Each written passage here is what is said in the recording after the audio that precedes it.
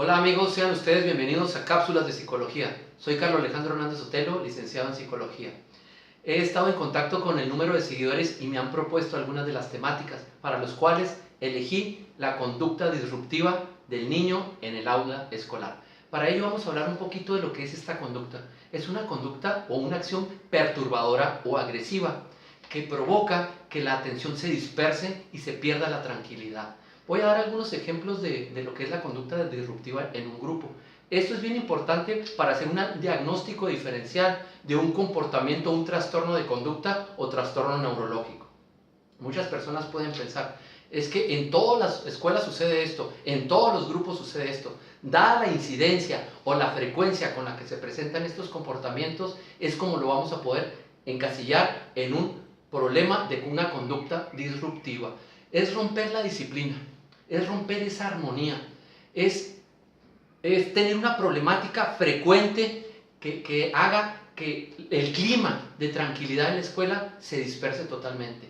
Iniciar peleas, interrumpir frecuentemente y con intención a otros compañeros, es desafiar arduamente a un profesor o a una figura de autoridad. Son actitudes de desobediencia, es una dificultad para esperar. Aquí la gente podría decir, bueno, pues es que esto se parece mucho a otros índices, a un TDA, a un trastorno de déficit de desatención, no esperar turnos. Eso lo vamos a evaluar posteriormente. No esperan turnos, es estarse levantando frecuentemente, es aquel niño que irrumpe no solamente en el salón, sino fuera del mismo salón, en el entorno escolar. Es también esa llegada tarde con frecuencia, sin alguna razón, sin un sustento que haya justificado esa ausencia o presencia. Es que el niño acepta que a través de ese comportamiento logra una conducta negativa. Esto la gran mayoría de las ocasiones no es consciente el infante. Vamos a fundamentar un poquito. Recordemos que la educación es un sistema que se debe llegar de un proceso integral, donde intervienen en forma participativa y cooperativa diferentes índoles. Trabajemos el sistema familiar, el sistema educativo y el sistema social, para lo cual tiene que haber una coordinación en cuanto a la participación o la intervención. Voy a manejar un poquito qué características son necesarias para la adaptabilidad y para que se pueda erradicar y trabajar en mejor forma esa conducta disruptiva. 3 elementos voy a trabajar. Las características de la personalidad del infante o del niño. Tengo que saber yo como psicólogo, como terapeuta, al acercarme con el profesor, que es la autoridad máxima de su salón, así como de la directora, qué rasgos de personalidad presenta. Antes de llegar al proceso terapéutico, el niño puede ser introvertido o extrovertido, puede ser un niño seguro o inseguro, puede ser un niño tranquilo o intranquilo, tímido, audaz, también triste o alegre. Esos rasgos de personalidad me van a ayudar a poder manejar las técnicas que a continuación diré para el trabajo de conductas disruptivas. Otra de las características y de las variables que debo considerar sería la presencia de dificultades de aprendizaje, del desarrollo afectivo y comportamental que pueden tener. Si estas dificultades han sido tratadas con anterioridad y si ya se han resuelto esos problemas o si no simplemente no son conscientes ni los padres de familia, pues mucho menos el infante. El estilo educativo. ¿Qué tiene que ver aquí en el estilo educativo? Los padres tenemos la mejor intención porque amamos a nuestros hijos, pero no las cosas que hacemos por nuestros hijos siempre resultan lo mejor para ellos. No siempre todo lo que hacemos por nuestros hijos es lo idóneo o lo adecuado. Y uno de los ejemplos que voy a dar son los dos extremos, cuando somos muy rígidos o somos muy permisibles. Eso es algo bien importante que consideremos. Los dos extremos son negativos, tenemos que buscar un punto medio.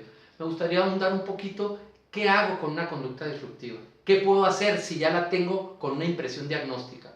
Son 5 elementos que quiero considerar para la intervención. Número 1, la cercanía que yo voy a tener con el profesor a cargo. Me va a ayudar a trabajar 2 de las áreas que van a fortalecer y modificar esta conducta disruptiva.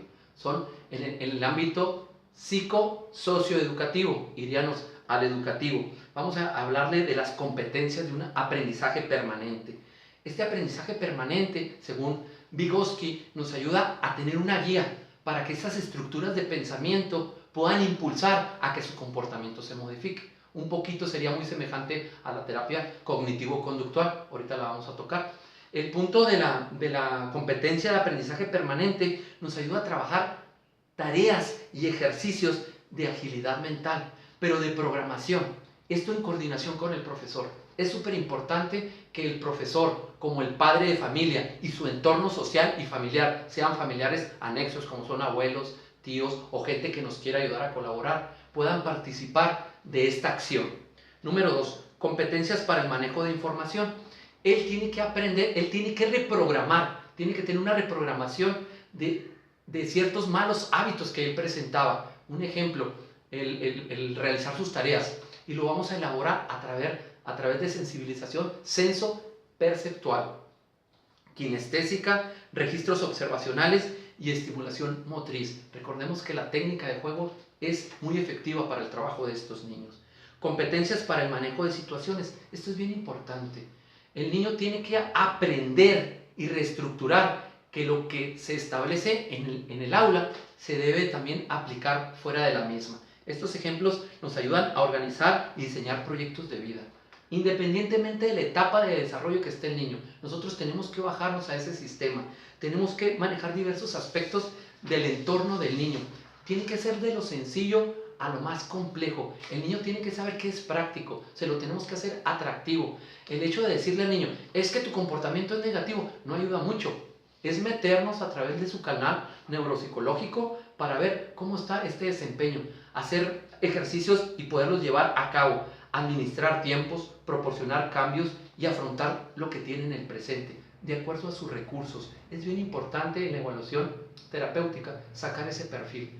¿Qué fortalezas en la impresión diagnóstica yo tengo? ¿Qué fortalezas son con las que cuento para poder trabajar las deficiencias que el niño presenta? Tomar decisiones y asumir consecuencias. Esto es bien importante, ¿eh? La gran mayoría de todos los adultos en épocas pasadas no manejábamos estos modelos. El poder enfrentar las consecuencias de mis actos, el aprender a tomar decisiones, enfrentar riesgos, cómo está la incertidumbre, manejar el fracaso. Muchos de los comportamientos del niño que él está presentando son por el poco manejo ante la frustración. Él no conoce lo que lo frustra, no conoce la respuesta emocional que él presenta ante una frustración. Plantear y llevar a buen término procedimientos o alternativas para la resolución de problemas y manejar fracasos y desilusiones. Esto es bien importante con los padres de familia.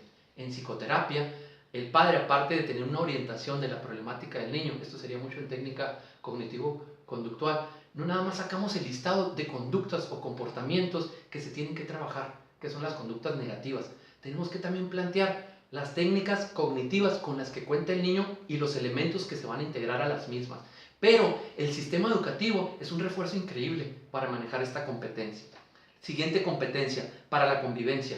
La gran mayoría de las veces siempre decimos integración, socialización, pero no desmenuzamos cómo tiene que ser este proceso de integrar a ese niño con esta conducta disruptiva a la realidad que está viviendo.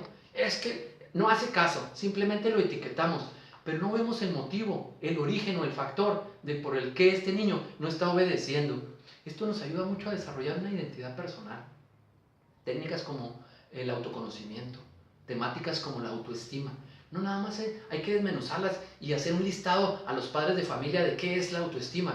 Es cómo está proyectando en forma sencilla el padre y estimulando la autoestima de su hijo. Es reconocer y valorar los elementos de la diversidad. Esto es bien increíble, ¿eh? En el campo educativo se puede trabajar mucho esta competencia. Manejo de la diferencia, de la igualdad. El hacerle ver que todos somos iguales, pero entrando a sus rasgos de personalidad. Las tradiciones y técnicas de comunicación, cambios de personal que debe tener, cómo está viviendo su mundo, empezando por él mismo. La última sería una competencia para la vida en sociedad. Esta refiere la capacidad para decidir y actuar con juicio crítico frente a valores. Siempre queremos o resolverle todo al niño o totalmente que él lo resuelva todo. Tenemos que buscar un punto medio. Tenemos que llevarlo a un punto en el que él sepa hasta dónde puede participar, lo que está sobre su control, para que pueda manejar la frustración como lo veíamos en la competencia. Pero también estimularlo al esfuerzo, a que desarrolle ese extra, ese escalón que necesita incrementar ese cambio en él. Cómo va a manejar la libertad, cómo va a manejar la paz, el respeto, instando a la inclusión de todas las personas. Bien importante, hacerle ver que la inclusión es un valor que se tiene que establecer, que se tiene que convertir en una virtud.